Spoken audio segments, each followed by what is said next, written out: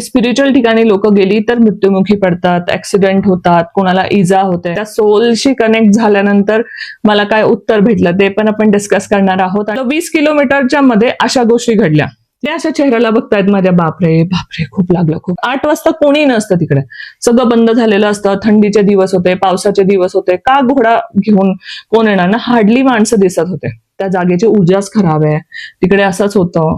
तिकडे खूप नशीब लागतं अशा गोष्टी घडायला आणि तिथे जाऊन मृत्यू यायला.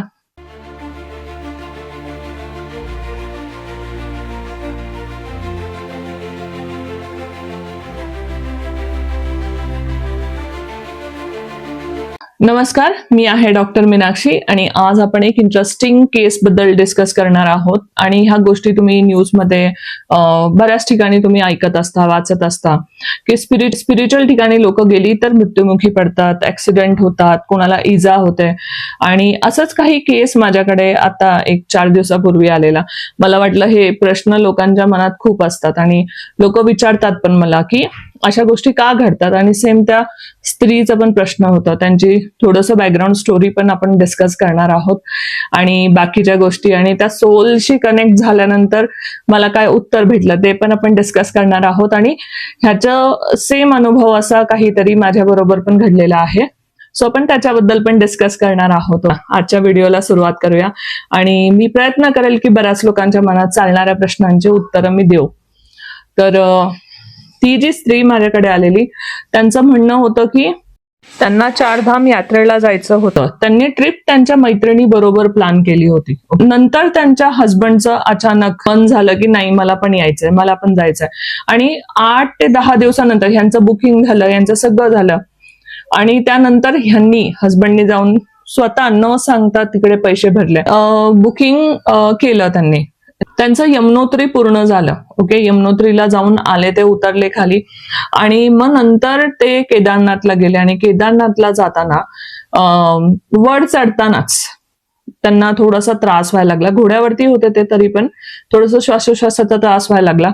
हालाकी ते व्यक्ती पहिलं 2दा जाऊन आले होते केदारनाथ बद्रीनाथला, ठीक आहे, तरी सुद्धा तर अशा गोष्टी घडायला लागल्या. फिजिकली खूप जास्त फिट होते ते. वय साधारण असेल असं 60च्या अराउंड. निम्म्यापर्यंत पोहोचले आणि तिथे त्यांना त्रास झाला. त्यांनी परत ते प्राथमिक उपचार केंद्र असतात तिकडे त्यांनी दाखवलं सुद्धा. तर थोडं औषधं वगैरे दिली त्यांना, म्हटले काय खाऊन घ्या, इंजेक्शन वगैरे दिलं, मला वाटतं गोळी दिली काही, आणि खाऊन घ्या म्हटले. आणि ते खायला गेले, थोडंसं खाल्लं आणि परत तिकडेच त्यांना हार्ट अटॅक झाला आणि काही करता आलं नाही. सो हा एक इन्सिडेंट होता. ह्याच्यासारखा मला 1-2 वर्षापूर्वी पण एक इन्सिडेंट आलेला माझ्याकडे की ते मुलगी, तिचे वडील, तिची आई सगळे गेले फॅमिली आणि ते वडील तिकडे जाऊन डेथ झाली. एक अजून स्त्री होती माझ्याकडे आलेली, जी तिचं हे नाही झालं पण ती घोड्यावरती जात होती आणि पाय म्हणजे स्लिप झाला तिचा आणि ती खाली पडली. डोक्याला बऱ्यापैकी मार लागला तिच्या, म्हणजे 8-10 टाके होते, असं तिचं होतं एक्सपिरियन्स. तर आणि माझा वैयक्तिक एक्सपिरियन्स म्हणायचा झाला तर हरिद्वारला मी गेलेले. माझं जास्त मी घरातून बाहेर नव्हतं निघत, कामं वगैरे होती, बाकीच्या गोष्टी होत्या. हे साधारण 2022ची गोष्ट आहे. आणि मी फर्स्ट टाइमच असं म्हणा की मी बाहेर गेलेले, कुठेतरी उत्तराखंडला आलेले. पहिलं जाऊन आलेले मी, पण एकटी वैयक्तिक असं जातो ना आपण, तशा टाईपच्या ट्रिपला मी पहिल्यांदाच गेलेले. मी होते, माझा फ्रेंड होता आणि त्याची आई होती. आम्ही 3 जण होतो आणि आम्ही असंच प्लॅन केलं की एखाद्या आश्रम मध्ये राहायचं, थोडं ते ऍटमॉस्फिअर आहे ना फील करायचं, बघायचं असं. सो मी गेले, राहिले तिकडे काही दिवस. आम्ही स्कूटी रेंटने घेतली आणि ऋषिकेशला जायचा प्लॅन होता, कारण जास्त अंतर नाहीये Haridwar Rishikesh, it's like 20 kilometre almost. आणि तिकडनं आम्ही स्कूटीवरती जायला लागलो. तो मुलगा आणि त्याची आई एकत्र बसलेले आणि मी एका स्कूटीवर. हेल्मेट वगैरे तिकडे सक्ती आहे हेल्मेटची, तर हेल्मेट घातलं मी आपलं व्यवस्थित आणि जायला लागलो. तर पहिल्यांदा माझा दुपट्टा मला असं वाटलं की अडकला कुठेतरी, तर मी बांधला दुपट्ट्याला माझा. तर अजून थोडंसं पुढे गेलो, 20 किलोमीटरच्या मध्ये अशा गोष्टी घडल्या, ठीक आहे. मग हेल्मेट थोडासा लूज होता, म्हणजे हे टाईट नव्हतं. तर परत माझ्या बरोबरचा तो मुलगा होता, थांबवलं त्यांनी, अरे नाही नाही हेल्मेट थोडं टाईट कर, हलतोय तुझा. मिरर मधून तो सारखा बघत होता. म्हणजे आपल्या इथे कसं सिटीमध्ये गाडी चालवणं वेगळं, डोंगराच्या रस्त्यावरती गाडी चालवणं वेगळं. तर त्याला थोडीशी भीती पण वाढून म्हटलं, अरे नाही, मला बऱ्याच वर्षाची सवय आहे, स्कूटी मी खूप चांगली चालवते, डोंट वरी. पण तरी लक्ष होतं त्याचं. आणि मग नंतर अजून थोडं पुढे गेलो आम्ही, तर पेट्रोल भरायला गेलो. माझी गाडी चालूच होईना, स्पीड म्हणजे वाढत नव्हता, एकदम अडकल्यासारखं वाटत होतं. पेट्रोल पंप वाल्यांना वाटलं की मॅडम मला मॅडम थोड्या कमजोर आहेत वाटतं, तेव्हा थोडी बारीक पण होते मी. तर त्यांना वाटलं की स्कूटी ह्यांना म्हणजे हे करता येत नाहीये, रेस करता येत नाही किंवा असं घाबरतायत, असा टाईपचं होतं. तर त्यांना म्हटलं नाही, ही चालतच नाहीये.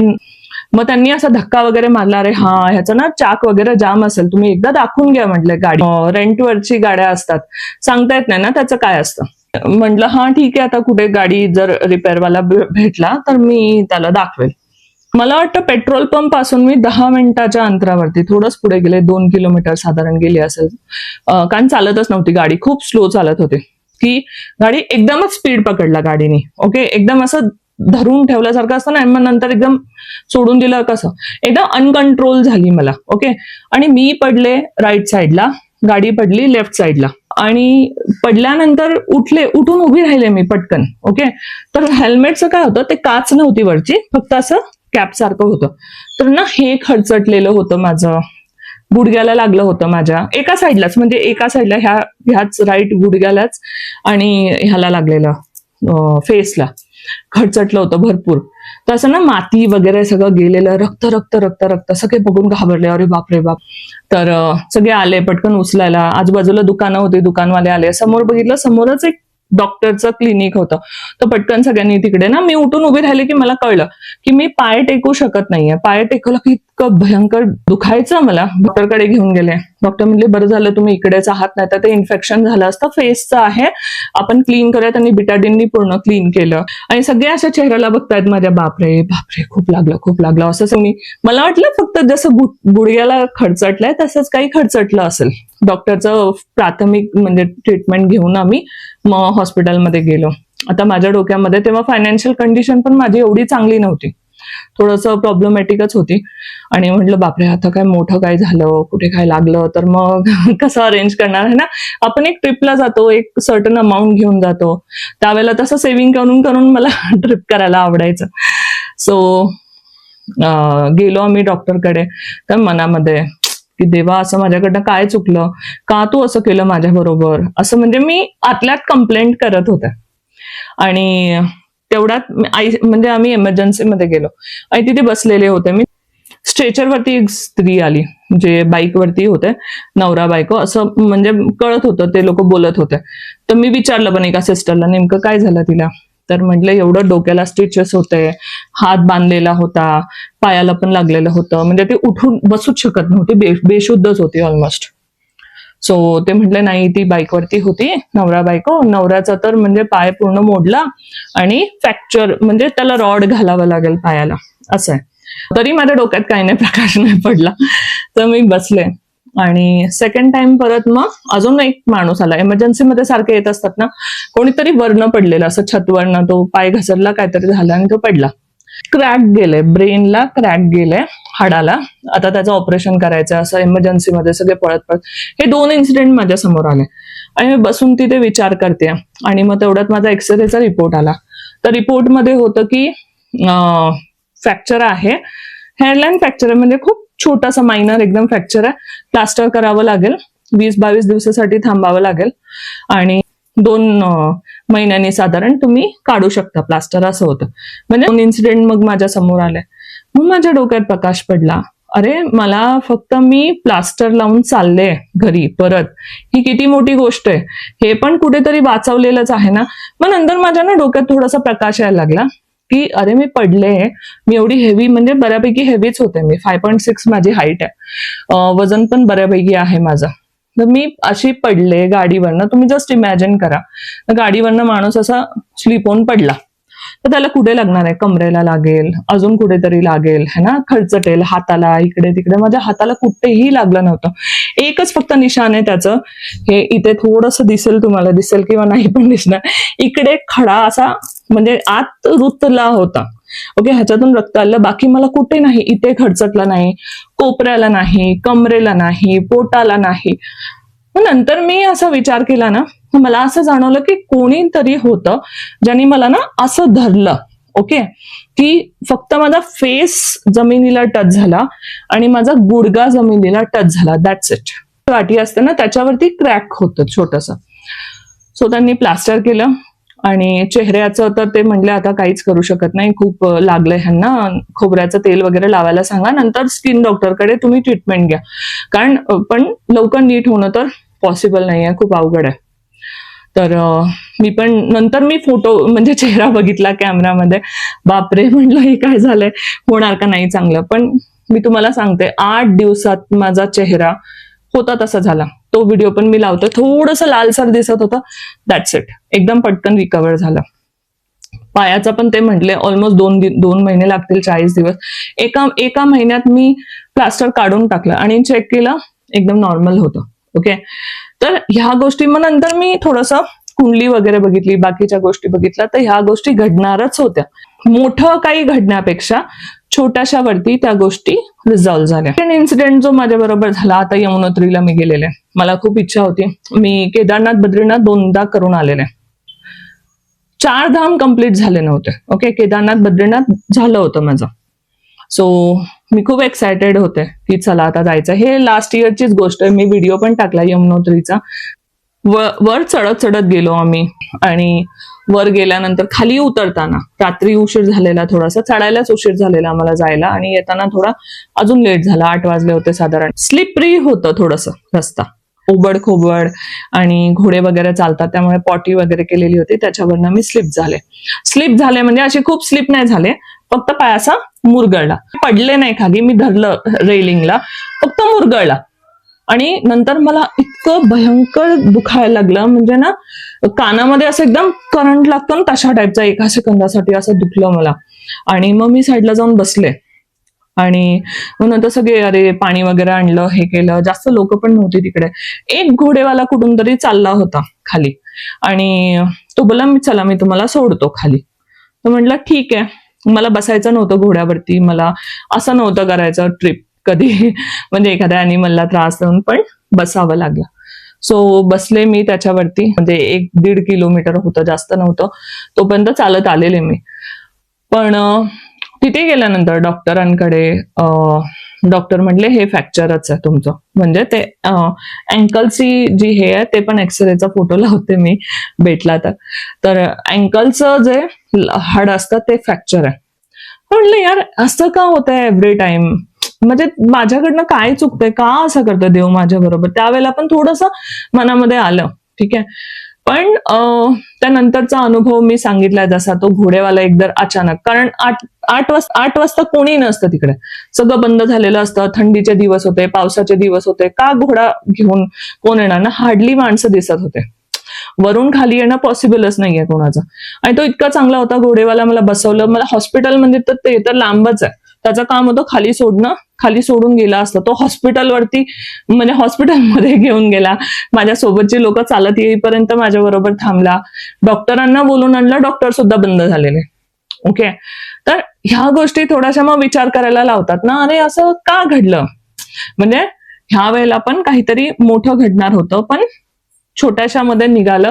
प्लस मदतीला तर नेहमी येतच ना कोण ना कोण, ठीक आहे, ते देवाच्या रूपातच म्हणा, ह्या गोष्टी घडल्या.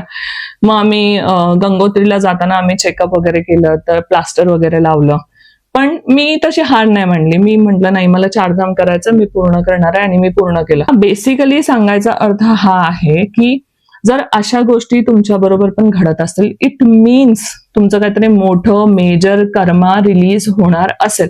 या दोन्ही इन्सिडेंट नंतर जे मला जाणवलं की गोष्टी खूप जास्त बेटर झाल्या माझ्या आयुष्यामध्ये. ओके, आपण एक बॅगेज घेऊन येतो, वेळेनुसार ना बॅगेज आपल्यावरती येत असतं कर्मांचं, ठीक आहे. पटकन कुठेतरी नुकसान होणार, पटकन कुठेतरी काहीतरी होणार, ठीक आहे. आणि त्याच्यामध्ये आपली एनर्जी, आपले पैसे जाणार वाया.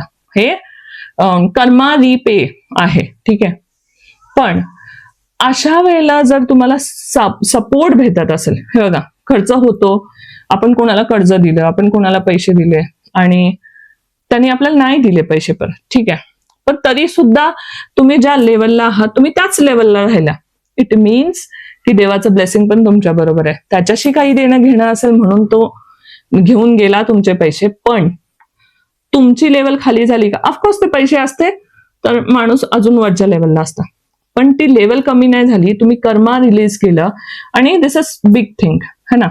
आणि ज्यांचा मृत्यू होतो त्यांच्यासाठी मी नेहमी म्हणत असते, सोल स्वतः चूज करते. किती लोक मला माहिती आहे, इन्क्लुडिंग मी, आज मला इकडे उत्तराखंडला यायचं कारण फक्त हेच होतं की मला असं गाड्यांखाली येऊन नाही मरायचंय. एखाद्या डोंगरात दफन झालेली चालेल, गंगामध्ये वाहून गेलेली चालेल, पण मला असा तसा मृत्यू नकोय.